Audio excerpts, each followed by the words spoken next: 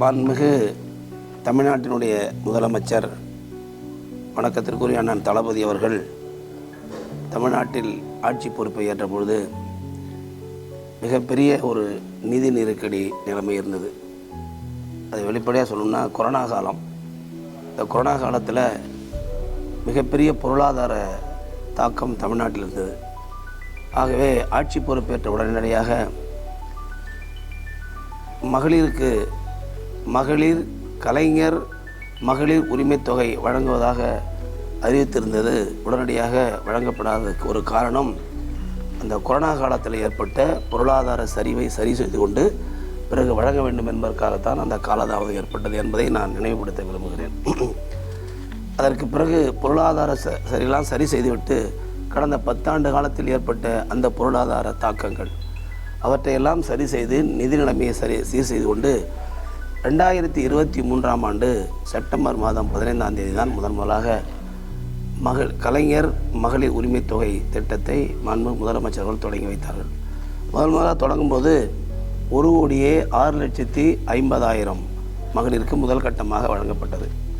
அதற்கு பிறகு பல்வேறு இடங்களிலிருந்து மகளிரிடத்திலிருந்து மகளிர் இன்னும் நிறைய மகளிருக்கு வழங்கப்பட வேண்டும் என்ற கோரிக்கை அதிகமாக வந்த காரணத்தினால் மீண்டும் பல்வேறு மாவட்டங்களிலிருந்து விண்ணப்பங்கள் வரவேற்கப்பட்டு அவைகளெல்லாம் ஆய்வு செய்யப்பட்டு மீண்டும் 2வது கட்டமாக ஒரு 7,50,000க்கும் மேற்பட்ட மகளிருக்கு வழங்கப்பட்டது. ஆக சரியாக சொல்லணுன்னா 1,73,75,492 மகளிருக்கு அந்த தொகை வழங்கப்பட்டது. இது எதுவரை வழங்கினோன்னா நம்ம நவம்பர் மாதம் 2025 வரையில் இந்த தொகை வழங்கப்பட்டு கொண்டிருந்தது. இன்றைய தினம் இன்றைக்கி நம்முடைய மாண்புமிகு முதலமைச்சர் அவர்கள் மேலும் கூடுதலாக ஒரு 17 லட்சம் மகளிருக்கு இன்றைய தினம் இந்த தொகை இன்றைக்கு வழங்கப்பட்டு சென்னையிலே மாபெரும் விழா நடத்தப்பட்டு இன்றைக்கு வழங்கப்பட்டிருக்கிறது. இன்றைக்கி 12/12/2025 முதல் 1,31,00,000 மகளிருக்கு நம்முடைய ஐயா கலைஞர் அவருடைய பெயரால் கலைஞர் டாக்டர் கலைஞர் மகளிர் உரிமைத் தொகை வழங்கப்பட இருக்கிறது என்பதை நான் மகிழ்ச்சியோடு தெரிவித்துள்ளேன். 2025 நவம்பர் வரையில் எவ்வளோ பணம் கொடுத்துருக்கோம் அப்படின்னு கேட்டிங்கன்னா சற்றேறக்குறைய 30,838 கோடி ரூபாய் வழங்கப்பட்டு கொடுத்தது.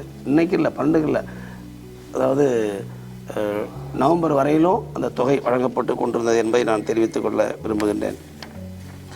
அதாவது என்ன இதில் ஒரு பெரிய விஷயம்னா, நிதி நெருக்கடி ஒருபுறம், ஒன்றிய பாஜக அரசு தமிழ்நாட்டிற்கு விடுவிக்க வேண்டிய தொகை விடுவிக்கிறதில்லை. ஒருபுறம் கல்வித்துறைக்கு வழங்க வேண்டிய நிதி வழங்கலை, சல்ஜீவன் திட்டத்துக்கு வழங்கப்பட வேண்டிய நிதி வழங்கலை, அப்புறம் பாரத பிரதமருடைய ஆவாஸ் யோஜனா திட்டத்திற்கு வழங்கப்படக்கூடிய அந்த தொகை வழங்கப்படவில்லை, மகாத்மா காந்தி கிராமப்புற வேலை உறுதியளிப்பு திட்டத்திற்கு வழங்கப்படக்கூடிய தொகை வழங்கப்படலை. இப்படிப்பட்ட நெருக்கடியிலும் நம்முடைய மாண்புமிகு முதலமைச்சர்கள் துணிச்சலாக தைரியமாக இந்த கிராமப்புறத்தில் இருக்கக்கூடிய மகளிரை வாழ வைக்க வேண்டும் என்பதற்காக இந்த திட்டத்தை செயல்படுத்தி கொண்டிருக்கிறார் என்பதை நான் இந்த நேரத்தில் தெரிவித்துக் கொள்ள விரும்புகின்றேன். குறிப்பாக பெண்கள்லாம் கந்து வட்டி வாங்குவாங்க. எல்லாம் ஊரில் போய் 5 வட்டி 10 வட்டின்னு வாங்கிட்டு இருந்தாங்க. இந்த கந்து வட்டி முறையே ஒழிப்பதற்கு இந்த திட்டம் ஒரு சிறப்பான திட்டமாக அமைஞ்சிருக்கு. இந்த திட்டத்தின் மூலமாக இந்த பணம்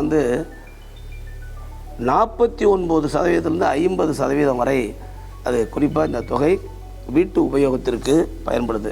குறிப்பாக அரிசி வாங்குறது, அடுத்தது மளிகை பொருள் வாங்குறதுக்கு, வயதானவர்கள் மருந்து வாங்குறதுக்கு, வீட்டில் அன்றாடம் போகிற பெண்கள் டீசல் போடுறதுக்கு, அப்புறம் தங்களுடைய குழந்தைகள் பள்ளியில் படிக்கின்ற குழந்தைகளுக்கு நோட்டு புத்தகம் வாங்குவதற்கு இதெல்லாம் பயன்படக்கூடிய ஒரு அத்தியாவசிய தேவைக்கு இது பயன்படக்கூடிய ஒரு நிலைமையாக இருக்கிறது என்பதை நான் இந்த நேரத்தில் தெரிவிச்சுக்க விரும்புகிறேன்.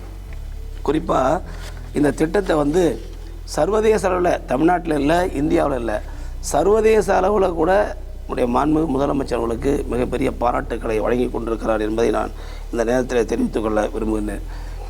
அதிமுக சட்டமன்றத்தில் பல நாட்கள் சட்டமன்றம் நடக்கும்போதெல்லாம் முதலமைச்சர் அவர்கள் மகளிர் உரிமைத் தொகை கட்டாயம் தரப்போறதில்லை, இது ஒரு ஏமாற்று வேலை, ஒரு நாடகம் என்று பல முறைகள் அவர்கள் சட்டமன்றத்தில் கூச்சல் குழப்பமிட்டு விமர்சித்தார்கள். ஆனால் பார்த்திங்கன்னா நம்முடைய முதலமைச்சர்கள் அவற்றை எல்லாம் முறியடித்து முதல்ல 1,06,050 கொடுத்தாரு. அப்புறம் 1,13,00,000 14 லட்சம் கொடுத்தாரு. இப்போ இறுதியாக இன்றைய தினம் 1,31,00,000 மகளிருக்கு இந்த உரிமை தொகையை வழங்கி சாதனை படைத்திருக்கிறார் என்று தான் சொல்ல வேண்டும், சரித்திரம் படைத்திருக்கிறார் என்று தான் சொல்ல வேண்டும். தேர்தல் நேரத்தில் பார்த்தீங்கன்னா, அதாவது மகாராஷ்டிரா, டெல்லி போன்ற மாநிலங்களில் தேர்தல் நேரத்தில் இந்த மகளிர் உரிமை திட்டத்தை அனௌன்ஸ் பண்ணுறாங்க.